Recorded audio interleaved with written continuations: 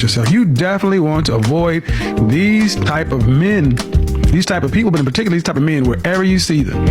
Trust me, no questions, no suggestions. When they peek their head up and when you see them, believe in who they are the first time. The first one is you want to avoid the cheap guy. Look here, man.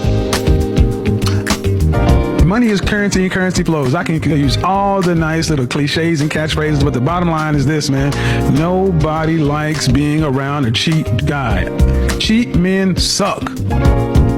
Men hate cheap men. I tell you, one of the worst things as a dude is going out with that guy to where when it's time for him to buy the round of drinks, he goes to the bathroom. Or it's time for him to leave. You get a text or whatever.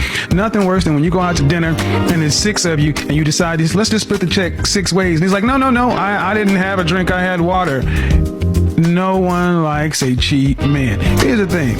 You don't have to know why they're cheap, but if just avoid them.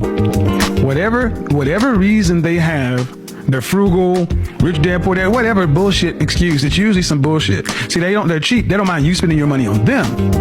They don't want to spend their money on you. Avoid these people. Trust me. There's something wrong and it's going to come up later. It's going to rear its ugly head. The cheap guy. Next guy to avoid is the angry dude. Angry, upset. I mean, always upset. Cat Williams. Didn't you wake up in the morning banging on bacon? Yeah, that guy. Look, man, sure, things go wrong in life. But to be around a perpetual energy vampire, somebody who's always just negative, draining you of energy, draining you, just negative, bringing all that toxic shit to the space, man, bro, just avoid them. Nobody likes these angry people, and they're generally angry because they're losers. They're losers and they failed at something, and they want to actually make you feel their pain. Angry people, a whole nother section, but avoid the cheap guy and the lonely guy. The cheap guy and the angry guy. The next guy, the lonely loser. The lonely loser. This is the guy who lives by himself. He's probably making, high 5 figures, low 6 figures, but never can keep anybody around. All he does is work home. Every time you ask this person about a relationship or a situation or whatever, it's always the other person's fault. It's always, woe is me, I stumped my toe. Just these people are toxic. They're toxic and they're draining. The lonely losers are more seductive because they make you feel sad for them. They're like, oh man, poor guy, man, he's had it hard. But you're gonna realize they're there for a reason. The lonely losers, what you're going to find is a lot of these personalities are toxic. They're toxic and they're highly manipulative. But there's a reason these people are alone. The lonely loser, don't fall for it. Avoid them. When you see them that way, bounce. The lonely loser is the most dangerous of them all because they can get closest to good people.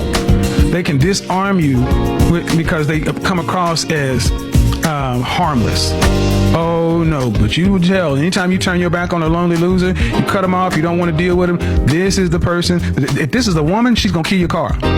This is the person, this is the guy that's gonna stalk you. He gonna act like a straight up chick. I'm serious. Lonely losers, and there are a lot of these guys today running around.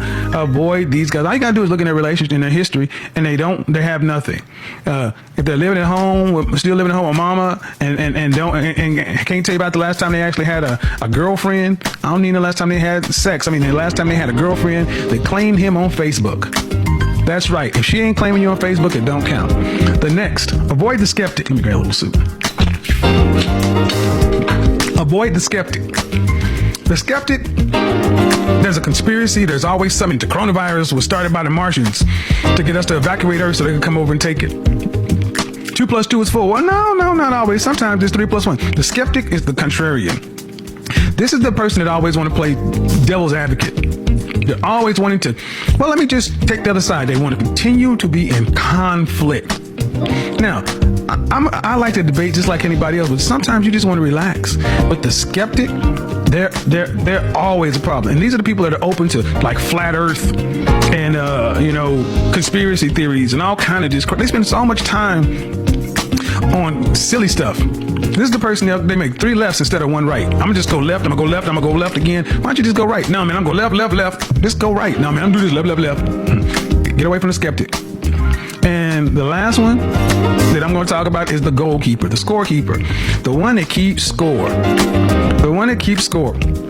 This one and the cheapskate tend to kind of hang around together. This is the person to where, you get a pizza and you're eating pizza and they eat pizza. And next thing you know, hey man, the last time we had eat pizza, man, you ate 5 slices and I only got 3.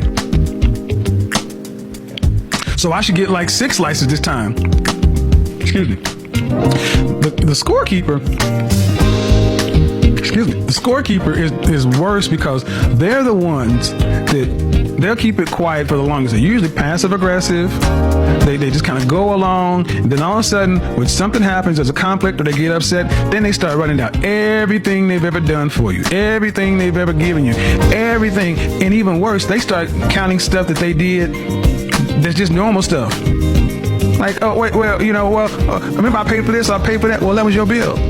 They start thinking just because they did something, these people are really entitled. And honestly, scorekeepers and goalkeepers are like horrible customers or clients. These are the people who always are trying to get some shit for free, trying to get a hookup on something, always trying to get refunds and this and that. I mean, if you see a person that's always trying to scam the system, and there's always a good reason. Well, the reason I'm doing it is because they did that.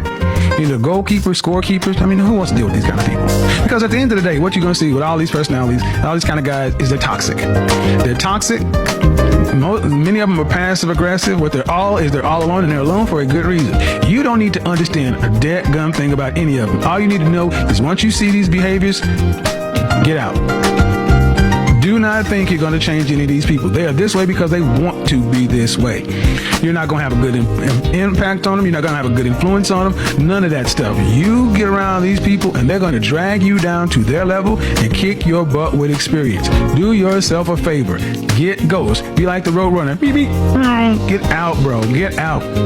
Ladies, you spot these guys, get out. And if you have friends or female friends like this, get out. These personalities are bad in anybody, but they're really bad in men. Because honestly, they're beta male biatches. That's really what it is. Beta male biatches. There's no way that these kind of folks are CIA, confident, intelligent, and assertive. If there's an issue with somebody, they'll assert. And see, the angry one tends to look like they're assertive because they're always loud and boisterous. But rarely do they actually address the real issue or people who's really doing something to them. Bottom line, get away from them all. Trust me, you'll be glad you did. All right, man. Thank you for joining Patreon. Thank you for supporting the channel, guys. I appreciate it. Your Godfather is out.